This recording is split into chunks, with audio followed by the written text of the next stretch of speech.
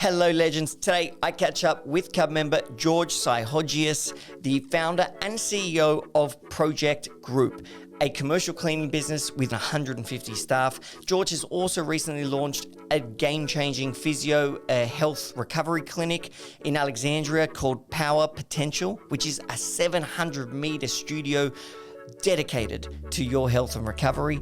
He's a very impressive guy, George. This is a man who moved to Australia as a young man with literally nothing, ended up working as a cleaner, and now owns a cleaning corporation. He's a great example of the power of entrepreneurship and where it can take you. It doesn't matter where you start. George is an inspirational guy. I hope you get inspired. Enjoy the show.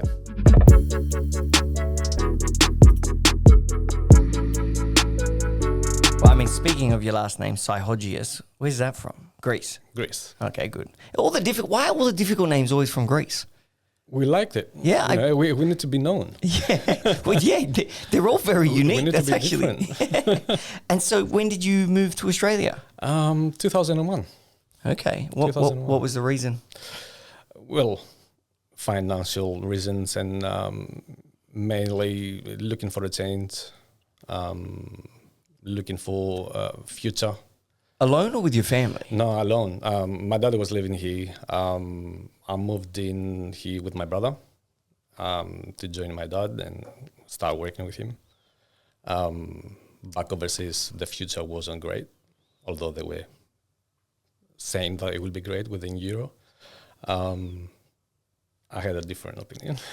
So that forced you to move, and I can't say that it was forced move. I was here back in '97 on a holiday trip and really loved the place. And I thought, okay, this is something different, something unique, and I like to see it.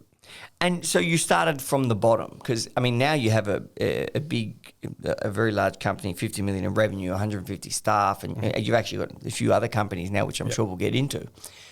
But did you start at the very bottom when you got here? Yeah, I had to start from the bottom. Although I had some experience in business overseas, nothing major. Coming here, working with dad, had to start from zero.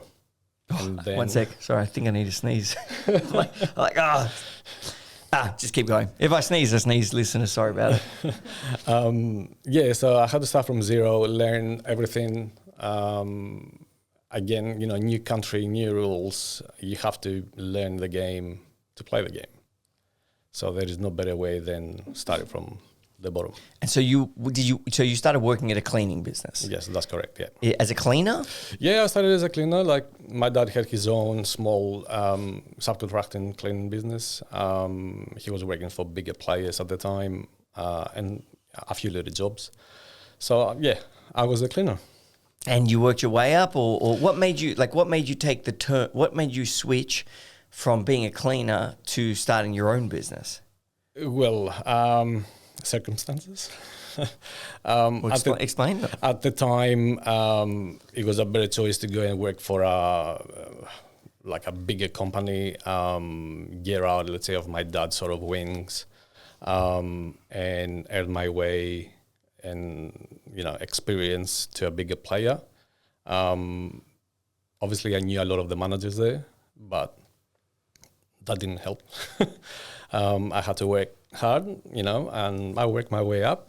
And 10 years later, I was in, I would say, the most senior position that I can gain, managing a majority of the CBD buildings. Looking for more. The company at the time couldn't give me more. And then I had to make a decision like, okay, what are we doing now?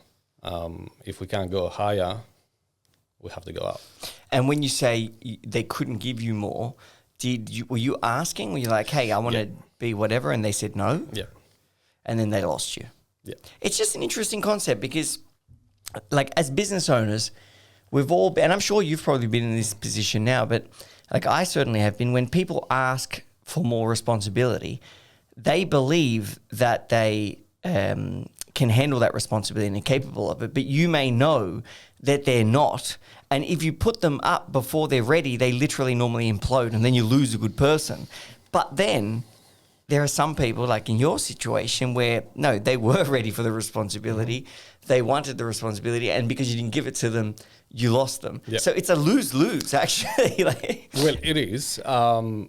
At the time, we were sort of applying for a more senior role than where I was. It was me and another two people. I didn't get the role. And then, as I said, like I was in the crossroad of, okay, if I can't move past that sort of level, I need to get out. and has that situation happened to you in your business now? Like with 150 staff, that's just in the one business, but has there been a situation where someone's asked you for a promotion and you haven't given it to them for either? No. No? Do you always give it to them? Well, I have a very tight team, especially in my office and my management. I have given opportunities to people that I see that, either they're ready or they don't think they're ready, but I think they're ready. It has happened multiple times. So you've promoted them without them asking? Yes. And do you think that's more powerful or better in any way? Look at it now, it's strong because you show in belief to the person. So if you believe in someone and you believe that they are ready, throw them in the water. Yeah, I agree with that. And I think often, like, especially in today's world, there's like when someone shows you that they believe in you and like tells you that you're capable of doing something special, like you love that person. You know what I mean? Like you're like, oh wow, like, I was feeling bad about myself because I'm looking on social media, I'm looking all around, everyone looks really rich and everyone looks really successful and I'm not. And then this, that's unfortunately how so many people feel right now. And then when someone comes along and says, wait, I believe in you. You've got an opportunity here to actually do great things and be part of building something great. Like I imagine that would build a lot of loyalty. It has. I have the same management staff for the last 8 years. It's a long time. It's a long time. And what do you think the key to that success is? To that staff retention? Loyalty. Well, what does that mean? Like, how do you show loyalty? I show loyalty in every way. It doesn't matter if you're sick or if your kid's sick and you want to come to work, well, you're going to stay home. There are things that they're more important than the business. And I think that shows loyalty to the other person, knowing that I'm not going to lose my job because my daughter is sick or my son is sick or I'm sick. What my boss is going to think. It doesn't work like that. Sounds like security, like they're safe. Like I know that, my boss is smart enough to know. I think all bosses should be smart enough to know life gets in the way sometimes. And that's part of business. It's actually helping your team get through dodge the bullets that life shoots at them. And if they do get shot, heal them up and help them and give them the time to rest on the bench before bringing them back in. Exactly. COVID showed us as well that COVID, it was a very crucial part of our business. I believe in everyone's business, and no one knew what's going to happen. And I made the decision to show loyalty to everyone. What does that mean? Everybody got paid as normal wages for a number of weeks without the government announcing anything. And I was very capable to sustain my business. I was always thinking, if something bad happened, what's going to happen? And because of that mentality, I was always having enough funds to sustain the business. Therefore, I was able to support myself. So you've always been quite frugal and you've always saved a lot in your business. So your business holds a lot of cash? It's not about holding a lot of cash. It's more about making wise moves. Okay. So because you see money in the business, it doesn't mean it's yours. Because you see money in the business, it doesn't mean that you're going to spend them, in equipment or this or that you don't need. It's mainly creating the security for the business to be able to sustain something bad. For obviously, not forever, but it was a very small period, especially with COVID, that the business had to sustain itself. Yeah, because I think the point like that comes to my mind is it's about the business's survival at the end of the day. Because if you, on the counter argument, if you were to pay all the staff 100% their wages forever with a fractured business environment where you weren't able to operate or generate revenue, or no one was able to pay you, well, then they're all screwed. Whereas if you had made some hard, I mean, I'm just giving counter arguments here, but if you had made tough decisions and you had to do cuts or you had to do whatever to make sure the business was sustainable, then you're protecting the business and therefore the team or the remaining team that's part of it. I understand the argument. Obviously, I had a very long meeting with my accounts team and my senior management team before I made the ultimate decision that, okay, for the next 2 weeks or 4 weeks, we are paying our staff. To me, there is no business without staff. So if you don't support your core,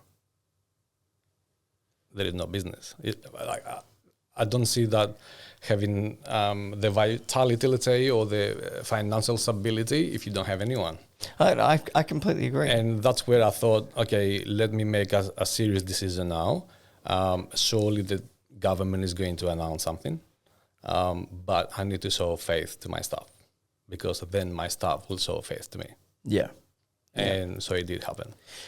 I think that's incredible. And I think it's moments like that give you the opportunity to actually create like special loyalty with your staff, you know, because you're in a wild circumstance. You know, it's actually a wild opportunity. Nothing happened before. Yeah, it's a wild opportunity to show your team what you're made of as a leader, and also how strong of a company you are, and which is how good of a business person you personally are. Because if your company's strong and it's got cash and it's responsible and it can still pay people, it's confident enough in its financial ability to still pay people in a time where, you know, people didn't know what was going on. Like that also shows, wow, okay, well, our leader is a very smart leader. He's not someone who's spending all the money buying inappropriate things. No. You know, like it's a good leader. And if he can sustain in the bad time or in the good time, you know, even better. So exactly. It was a great opportunity. How did we get on the topic of COVID? I haven't spoken about that in ages. Yeah, I know. Like it's a very fuck COVID. I'm done with it. Memory. Yeah. And sorry. And you were talking about team. So you got really high retention, staff retention. Was that always the case, or was that something that you had to get better at as a business person? We had to get better. Like there is always working towards. It's never that, you know, we are the best. I don't have that mentality. I have the mentality that we can be better than we are, and we can achieve higher than we do at the moment. The retention is more not also about the business, it's also about the person. If they want to stay in the business, I can't offer any more than I'm offering as a business leader to my staff. Then, you know, when you provide them training, support, information, stability.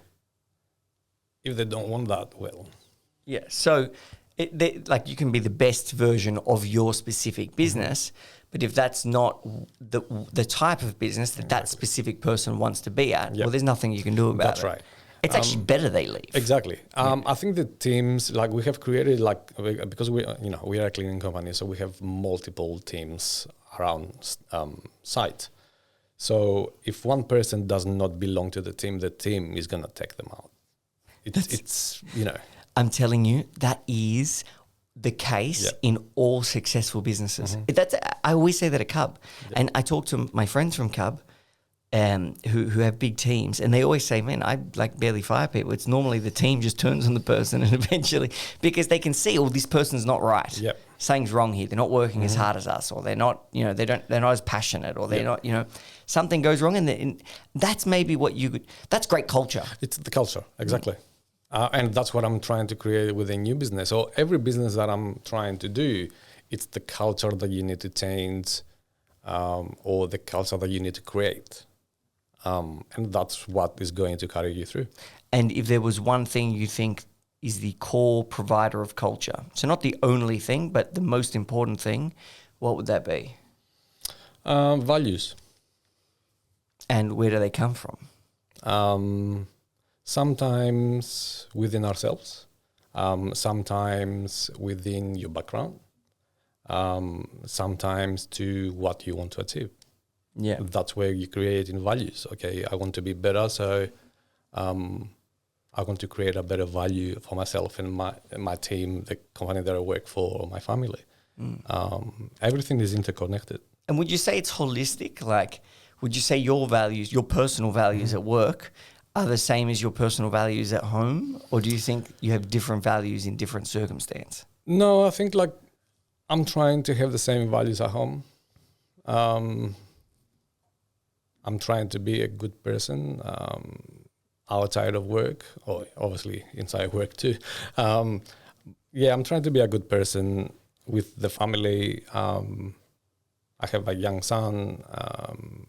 We try to teach him the best that we can teach him. We try not to be, let's say, bad for the society, or we try to create Positive. Positive, have a positive exactly. impact. Yes. We don't like to be, let's say, these sort of people that can be hated. Let's put it that way. Mm-hmm. Yeah. So I think the value in the family is the same. And I want to talk about your new business, but before I do, the current one, you said you started as a cleaning business. You went into corporate cleaning. You moved up the ranks. They didn't give you the top job. You started your own business. Then your business became very successful. Yep. What was the most challenging thing that you experienced on that journey of the business being successful? What was one of the hardest parts of business for you? I think like there was a turnaround moment. I think it was about 2015 or 16. That was my most challenging moment when one of my clients said to me, "You have to get out." And I was like shocked, like, "What do you mean?" They said to me, "You have to get out. We don't want to see you anymore." And I was like, as you do as well, like, What did you do?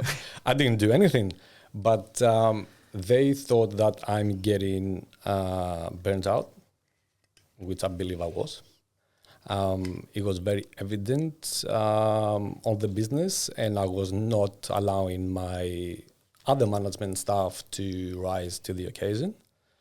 And they said to me, "If we see you again, you're going to lose your contract," in a nice way. So that was the toughest moment in my career, throughout my career. And I thought, okay, I need to change something. And so I did. And so was your problem actually trusting your staff, like delegation? Was that your problem? No, it wasn't delegation. It was more my fear of losing my business. And so you wanted to do everything to make sure it was right. So it's delegation. No, everybody was doing stuff. Like I was delegating to my staff to do the work, but it was never like I was never letting them go past that level to go to the client, to be the face of the business to the client. I was the face of the business. And the fear of that, it was like, if you say something wrong, I might lose as a business. So when I realized that, I thought, wait a minute, they have been trained well. They're doing all the work. They're doing everything. So they need to get the recognition. Good or bad. But it's so interesting because, so many people, like delegations, like a pretty hot topic for a lot of business people. That's one of the things they struggle with. But you actually said something interesting, which is why delegation was I know you're not calling it delegation, but why that was not delegating some of your work and responsibilities to others was an issue, and it's a fear of something going wrong for the company. And that is that's the biggest fear as a business person. It's the fear of losing something that you've literally given your soul to. Yes. Yeah. And because I've given obviously my soul to my business, like I have sacrificed the personal life, especially let's say when my son was growing up, 3, 4, 5, 6. I was mainly traveling around the world, traveling around Australia to do work, and I was losing time of him, if that makes sense. Yeah. Which you cannot recover. Like you hear of, for the majority of the year, but when you travel a week here, a week there, a week here, a week there, you're losing that time. And you're tired in between the travel. Like when I get back from wherever, you're always tired, and then you got to go back to work, and you got to do this, and you. Yep. Do you think that people who don't own businesses are able to understand how much business owners actually sacrifice to do what they do? In some cases, yes. In some cases, no. Again, if you are a senior leader in a big corporation, you do similar stuff. You do lose time from family. Also, if you are not a senior and you're a 9 to 5, let's call it like that, you will go home. You will see your family. Like everybody needs to work. I also think married. Like if you're married to somebody. And you're right. It may not. It's probably not just if you're a business owner. It could just be if you're highly successful in pretty much anything. Yeah. They could relate to it. But do you think like a wife or a husband, like they can see it? Like they're the ones missing out actually. Yeah. Has that ever been a problem? No, it's never been a problem. I have a very good wife. Very understanding, supportive. In a way, she was the backbone of my whole career, I would say, because I met my wife soon after I arrived in Australia, which was a blessing in a way. So then, with her support, before we even get married, and working for the other companies, so I had the same mentality throughout. I need to work and make it right, or make my way up. So she supported that. We have lost Saturdays, Sundays, holidays, but you make up. And because she was driven the same, like she was a business person, running her own businesses, she understood, obviously, the hunger, the desire, let's say the desire to achieve something bigger than what you have at the moment. I was very lucky. And so tell me about the new business then and why you started it. The new business is, let's call it not a side hustle, but I've always had, my mind never stops. I always wanted to do more. I always want to achieve more.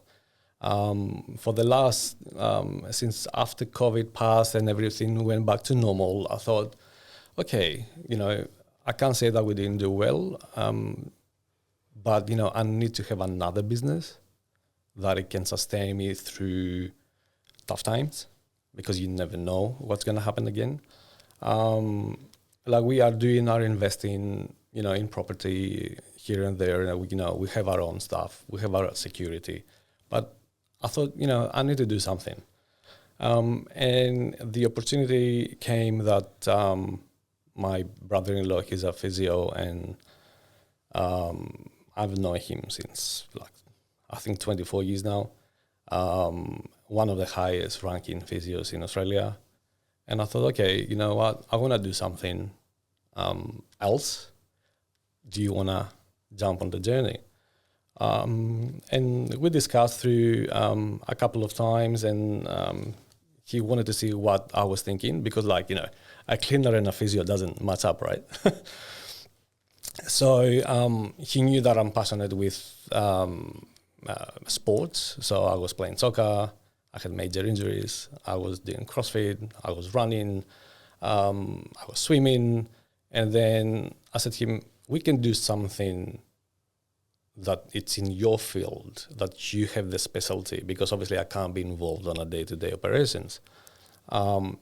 So what about we do like a big sort of center of wellness, physiotherapy, and put everything that we can in there that you have seen through your career. Like he's been a senior physio for soccer teams, rugby teams, football teams. So he has the experience. Like he used to be with Sydney Wanderers. He used to be with Cronulla Sharks. We're talking about big stage, right? So what was the concept of so it's obviously like a health It is like clinic? a health. So we're still based in the physiotherapy aspect, but then we introduce in the orthopedics, the wellness, the exercise, and the recovery, and that's where our name comes from. What is orthopedics? Well, orthopedics is when you go to have like a knee operation, or when you have a shoulder operation, or you need to have that type of operation, and then you have a specialist doctor to come and do that. To help you do the recovery Exactly. and things. And then the doctor refers the patient back to the physiotherapy to do the recovery. So what we are going to do is take this sort of person and put them into our center, which they will do the rehabilitation through physiotherapy, and then we're going to lead them into the exercise. We're going to lead them into the recovery. We're going to lead them to going back to normal. And have you got a site yet? Have you got? I saw the renders that you've shown. Yeah. I mean, it looks fully luxurious health style space. It is. And it looks big. How big are they? It's 700 square meters. Oh, it's very big. It's very big. What's it called? It's the Power Potential Physiotherapy and Wellness Center. And where's the first? That is at the Mill in Alexandria. Mm-hmm. So it's the first of its kind. I have researched a lot, and I haven't found anything like that anywhere, because we are tapping into all these areas that there is something here, something there. So now we put them all together. Obviously, the expense is massive. I don't feel it's a calculated risk, because we want to provide elite equipment, elite recovery for the normal person. Only soccer teams or big rugby teams or football teams have this access to equipment, the Zebris treadmill or the valve system. Valve system, I was watching, funny enough, a YouTube video the other day from Arsenal. They've done the pre-season with the valve system. All the measurements is there. So when you have this type of equipment that professional teams use, and you can offer it to myself and to you, you think, wait a minute, people will come. Or, you want to offer, let's say, something like a build-up, let's say, of a young soccer player that they want to go to the big stage, but they can't afford to go to the big stage without a proper sort of exercise, diet, performance reports, performance measurements. So we give them the opportunity to do that outside of a big club. Do you get scared that you're entering new business territory? It's a business that you've never done, and every business is different. Every business is different. What I find is that business is business. It's more to get the special people in the business. That's where you create the team. It's not about me. It's about the team. I have no knowledge about physiotherapy. I have knowledge about what I've done after my operations and how I recovered and rehabilitated myself. But that's why we employ the best of the best. Have you met our member Corbin Barry from Cub, who owns Sage Space? No, I haven't. Man, you got to go there. I think I'm his number one advocate now. He came on the podcast the first time I met him. Yeah, I saw that. Yep. And anyway, I booked in right after because I was dying to see this place.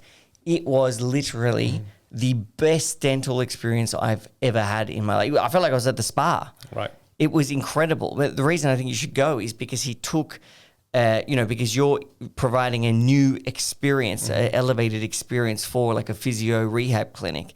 He did it for dental, and he did a cracker job. Like it would totally be worth going for like even just market research to see how someone's just completely changed the experience of a traditional thing like dentistry. And so what's the business model? Are you wanting to franchise them? Are you wanting to just have one that's like amazing and that you're proud of?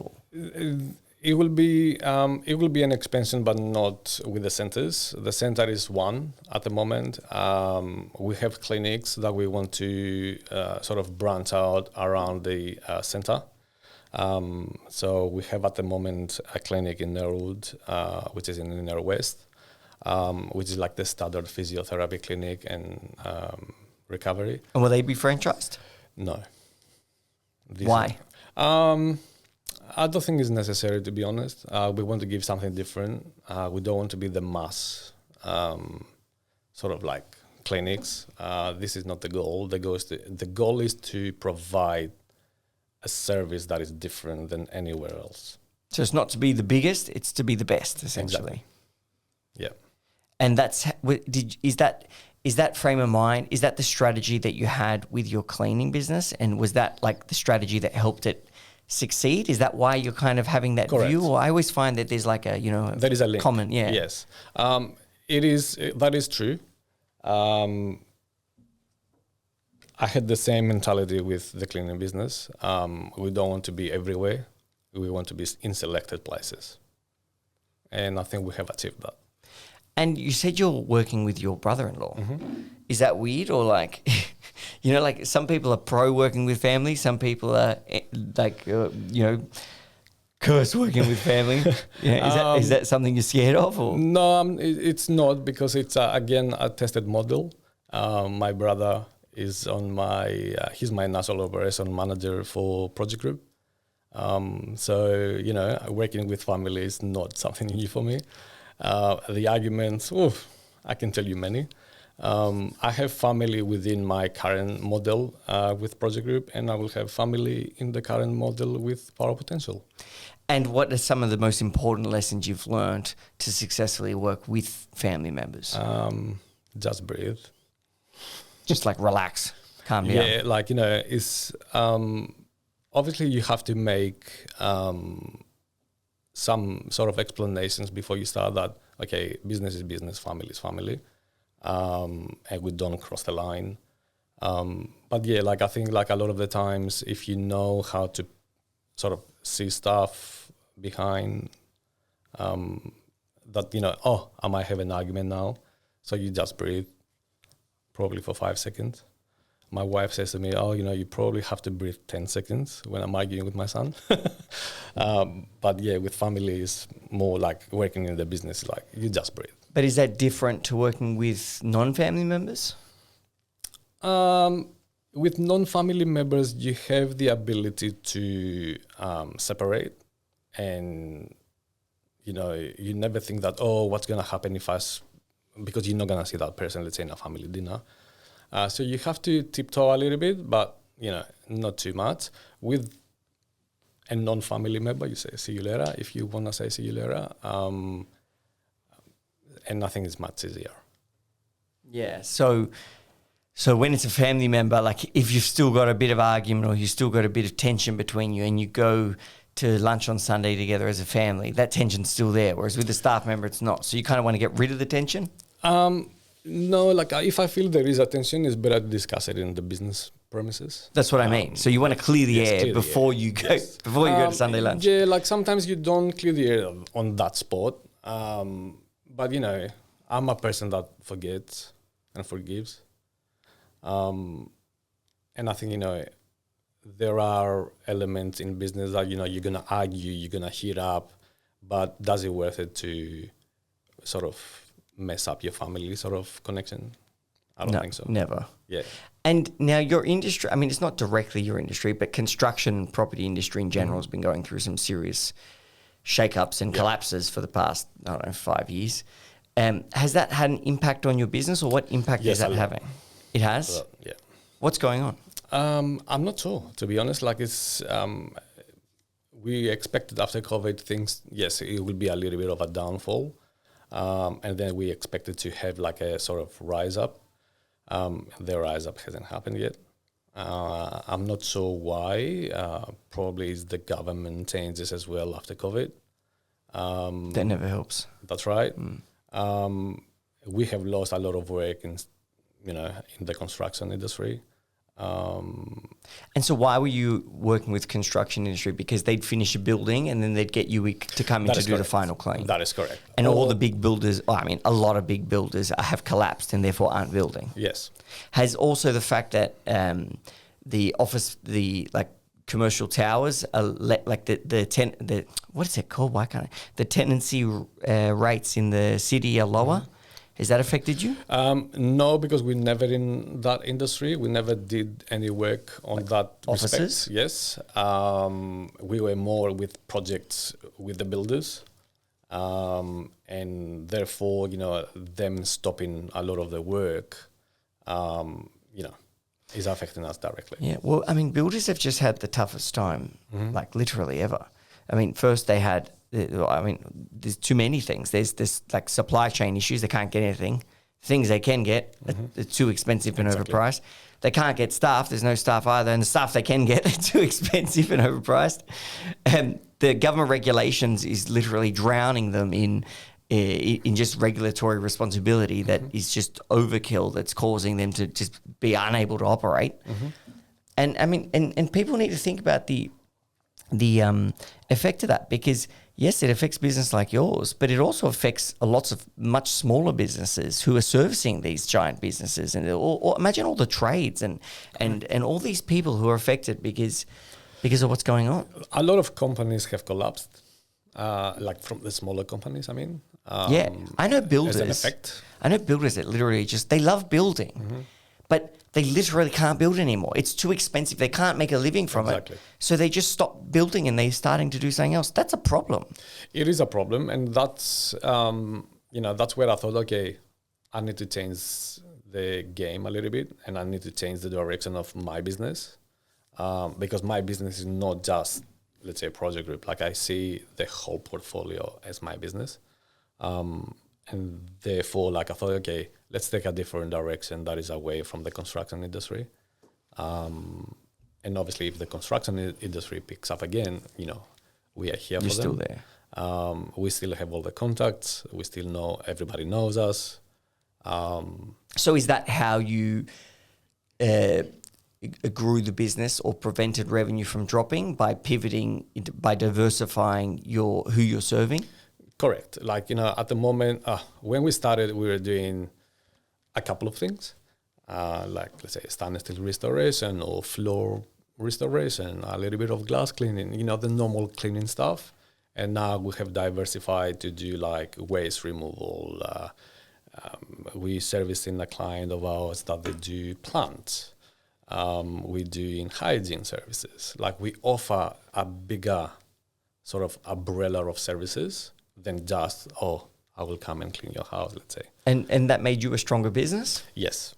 Yeah, the first time I learned the importance of diversity was actually, to bring it back, COVID. Because, Melbourne was shut basically most of the time. Sydney was open, which kept us pushing forwards. But if we had Brisbane and Perth, we also would have been all steams ahead because they were all open. So it was the first time I was like, holy shit, we need to be everywhere because... if you got 6 and 2 are down, doesn't matter. You got 4 pumping anyway. So it's about that balance, and it's about security. It's like we were saying before. It's about how can you make your business the most resilient, give it the highest odds of long-term survival. Yep. And that was our sort of not secret, but it was our strong point through COVID, because we experienced that. We are a national business, so we offer in services nationwide. So when Melbourne was closed, Sydney was open. Sydney was closed, Perth was open. We had that ability that every day you might have a closure, but you had someone working. So that brought sort of some symmetry in the financial. That's why being big is better. Yeah. It's not always the goal of every entrepreneur, but it's certainly, I'd struggle to find a situation where being bigger would make you less secure, like make you less safe. That being said, there's big, badly run companies too. So maybe it's just how good you run your company. Well, big necessarily for me doesn't mean like, you go out and you service in 100,000 of clients. Big is more like, okay, how far I can have a reach to my client's portfolio to make sure that I'm safe. What do you mean by that? Let's say we have a client that they have multiple services around the country. So slowly we gathered all the services within ProGekt Group. So, and that's what helped us through COVID. So when, as I said before, like when Sydney was open, Melbourne was closed, but still we're making money. And I mean, speaking of making money, businesses make money. What did you do with that money? What have you done with that money? Have you been investing it, or how have you grown your wealth over time? Well, the money of the business is totally separate than my personal wealth. My personal wealth has grown through other streams of revenue, like through, as I said before, my wife had her own businesses before. So when she decided to sell, then we start purchasing properties. And then... And that's how everyone made money in this country, property. Especially the Greeks. Exactly. So, by keeping that, obviously the bank loves you. And then when we had come out of COVID, we kept on sort of investing wisely. Let's say our business is able to offer us stability in terms of work and wages. So as I said, like, the bank loves you when you do that. So they give you more money, and more money is a matter of what you do with them. So property is the biggest. That was the most successful for you? I mean, it was the most successful for everybody. I struggle to find anyone who didn't. Like a lot of the really successful people that I'm friends with, or who mentor me or whatever, they always say that like business. Even my old man used to say it actually. Business gives you cash flow. Mm-hmm. To enable you to buy properties. And properties in this country is how everyone's made money. Now, I don't know if that's ever going to stop. Nothing goes up forever. Yep. And it certainly seems like it's at a very suspicious point in property prices at the moment. But we still have not enough houses. We're still an empty country with barely anyone. There's still so much room for it to grow as well. There is room to grow. I think the government and every government that they're pushing migrants to go to different cities, that's going to be a key point of us not being like building on top of each other and become, let's say, a New York. But yeah, there is room. But they can only do that also if they build the infrastructure in those cities. Well, I think they do. They start doing that. They started doing that for many years now, to be honest. Traveling around the country has given me the opportunity to see bigger works and bigger projects that are happening. Growing. Yeah. Like Perth. I went to Perth about 15 years ago as the first time, actually probably longer than that. You go to Perth now, you do not recognize Perth. You think like, really? The same with even Queensland. Brisbane. Yeah. Correct. Like Gold Coast, like you go from Gold Coast all the way up to Brisbane and you see like new estates popping up everywhere. That's growth. And they have done the infrastructure. Like up in Brisbane, they're building the work system and all the road system for about 7 or 8 years now to make it bigger so then people can travel more faster. People. Yeah.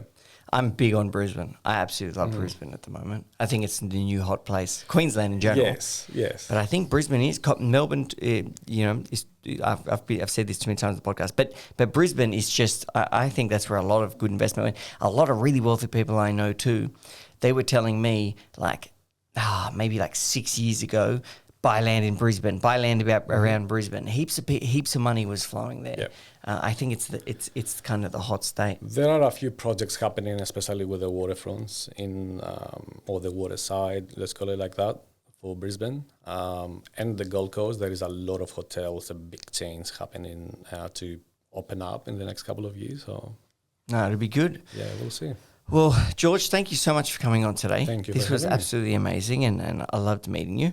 To our listeners, if you want to get in contact with George, go to cub.club/podcast, and you'll find his details there, along with his greatest lessons in business, favorite book recommendations, and lots more information from George and our other incredible guests. If you want to catch up with Cub on social, it's at Club United Business on Instagram. George, it was a pleasure. Thank you. And also, thank you for sponsoring, for being one of our sponsors for the first inaugural Cub Awards, which are going to be the hottest awards of I wouldn't have it otherwise. I love it. Like, you know. I love it. It's going to be fantastic. Thank you, George. Thank you.